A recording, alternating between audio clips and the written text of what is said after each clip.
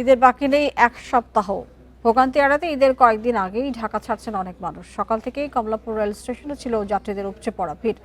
বিনা টিকিটে যাত্রা ঠেকাতে চলছে কঠোর চেকিং। এদিকে দূরপাল্লার বাস যাত্রায় বাড়তি ভাড়া আদায়ের অভিযোগ পাওয়া গেছে। তবে প্রিয়জনের কাছে ফেরার আনন্দের কথা ভেবে সব ভোগান্তি ভুলছেন ঈদে ঘরমুখো মানুষ।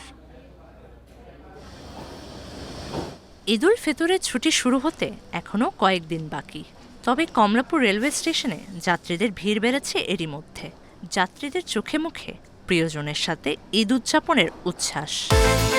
বিকাশ পেমেন্টে 10,000 টাকার বেশি অফার। শপিং চলছে তো। আলহামদুলিল্লাহ অনেকদিন পর এই যাত্রা করা ভালো লাগতেছে। আমরা এই যে নানু বাসায় যাচ্ছি। নানু বাসায় যাচ্ছি ঈদের ছুটি কাটাইতে, আমার অনেক ভালো লাগতেছে।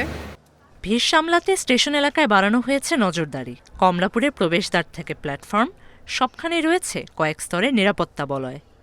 কোনোভাবেই যেন টিকিট ছাড়া কেউ প্রবেশ করতে না পারে, সেজন্য রয়েছে কঠোর টিকিট চেকিং ব্যবস্থা।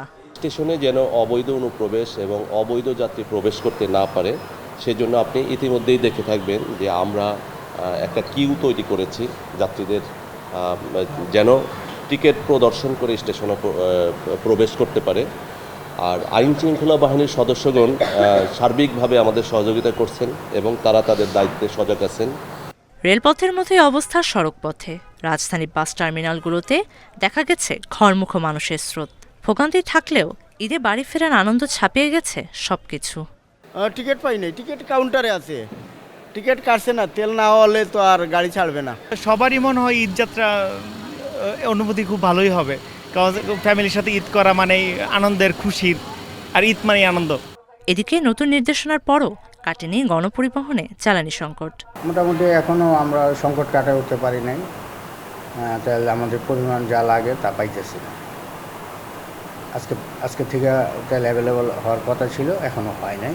পথে সব কষ্ট সহ্য করেই সাধারণ মানুষ ফিরতে চান বাড়ি, কারণ একান্ত আপনজনদের সাথে ঈদের আনন্দ ভাগাভাগির সুযোগ হারাতে চান না কেউই। Mahima Hossain, independent news, Dhaka.